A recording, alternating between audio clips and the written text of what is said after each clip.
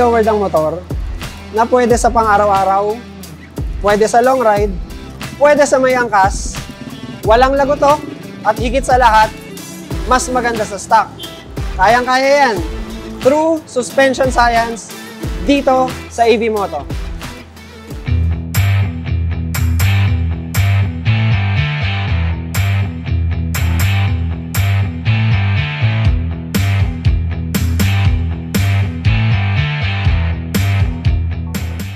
Bakit ba tayo naglo-lowered ng motor? Unang-una, gusto natin mababa kasi maporma. Pangalawa, si angkas, minsan nahihirapan siya sa pagsakay eh. And pangatlo, gusto natin na yung paa natin medyo lumapat dun sa semento.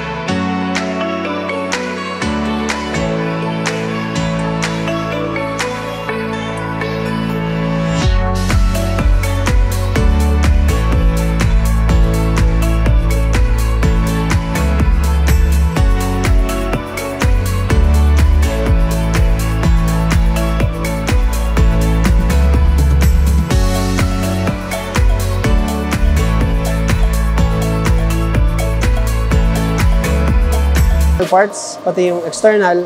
Siyempre, dito sa EV Moto, kalinisan ang pinaka-importante sa lahat ng ating ginagawa.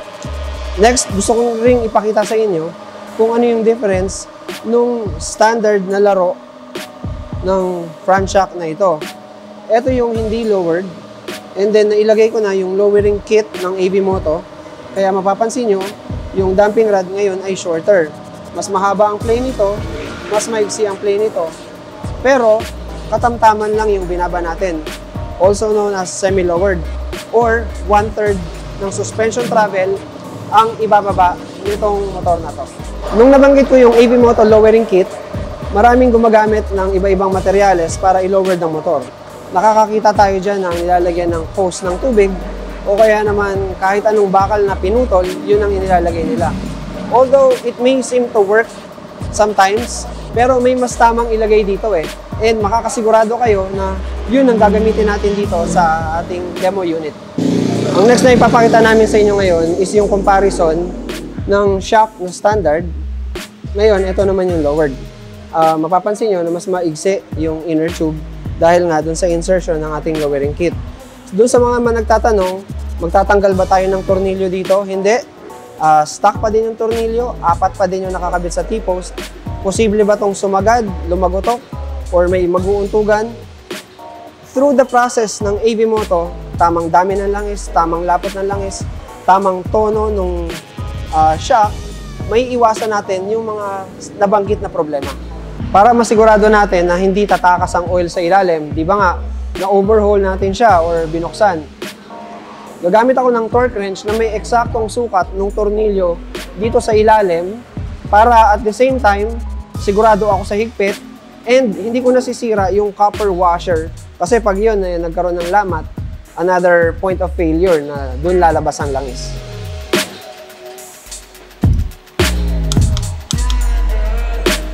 Gamit yung tool, sinisigurado natin na yung kayang ilaro ng shock mo ay ibibigay niya nang hindi lumalagotok. Ibinibigay natin yung dapat laruin ng shock.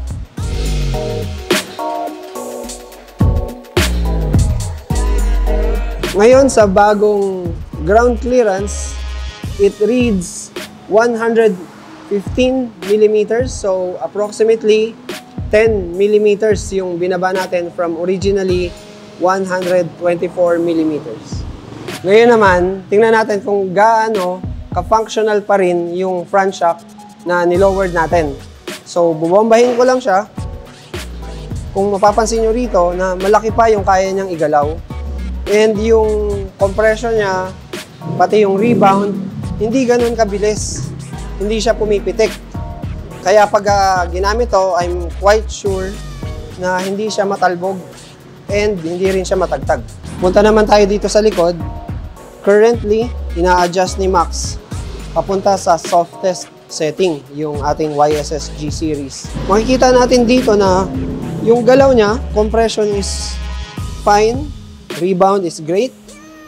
So, banayad pa rin yung laro.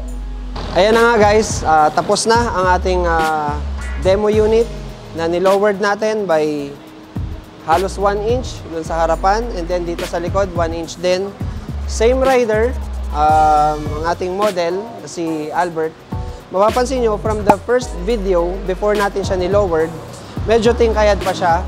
And now, na fully lowered na yung motor, mapapansin natin na closer to the ground na yung paa niya. Hindi na rin siya masyadong hirap.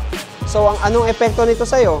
Yung biglaang tigil, medyo tagilid ang kalsada, mas abot mo yung lupa or yung semento, so mas firm yung tayo mo, less likely na mabubuwal yung motor. So, yan yung isa sa maganda na idulot sa ating rider nung pagkaka-lowered. So, ngayon naman, next, labas tayo, testingin natin itong motor. Ako yung magiging rider.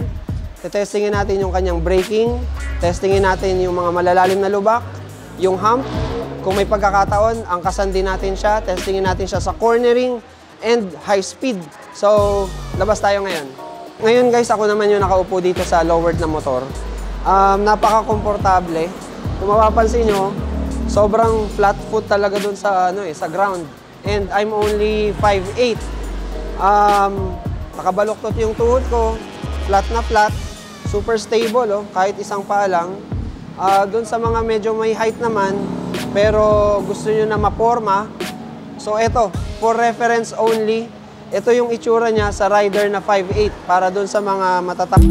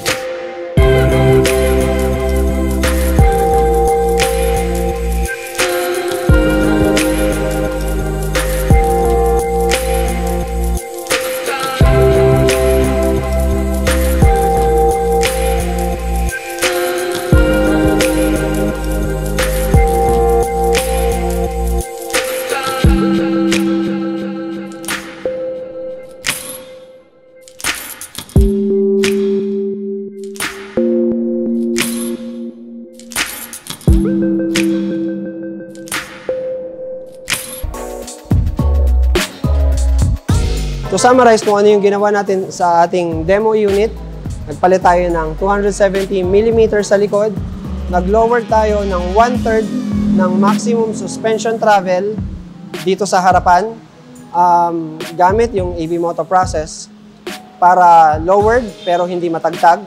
Gumamit tayo ng tamang lapot ng langis, lowered pero hindi lalagotok. Gumamit din tayo ng tamang panukat, gamit yung tamang sukat ng lowering kit. Sinisigurado natin na hindi na natin kailangang magputol ng spring para in the event na ayaw mo na ng lowered or gusto mong ibenta yung motor mo, madali siyang ibalik at hindi mo na kailangang bumili ng mga bagong piyesa, mabubuo mo na siya ulit. And then most of all, yung safety mo, habang ginagamit mo yung lowered mo na motor, hindi na kompromiso. Stable pa rin and nandun pa rin yung iyong confidence na gamitin siya regardless kung pang araw-araw, long ride, kasama mo si loved one, and enjoyable ang pagbumotor as usual. Ngayon na lowered na yung motor mo, ano yung mga bagay na importanteng tandaan? Unang-una, yung ground clearance mo mas bumaba, mas lumapit siya sa lupa. So may tendency na sa matataas na hump, pwede siyang sumayad. So extra ingat dyan. Pangalawa, yung side stand, dahil stock yung haba niya, pag nilagay mo siya sa side stand, medyo mas tayo na yung motor. So kapag may mga halimbawa, bata na naglalaro, nabunggo, prone na din siya na matumba dun sa kabilang side. So better na i-center stand na lang natin siya all the time. And lastly, kailangan pag nag-center stand ka, extra effort din. Kasi dahil bumaba yung harapan at likod, medyo mahirap na rin siyang i-center stand. So yun yung tatlong importanteng bagay na kailangan nating tandaan at pag-ingatan. Thank you for choosing AV Moto. Please follow us on Facebook and YouTube. Please comment and share this video. Don't forget to subscribe.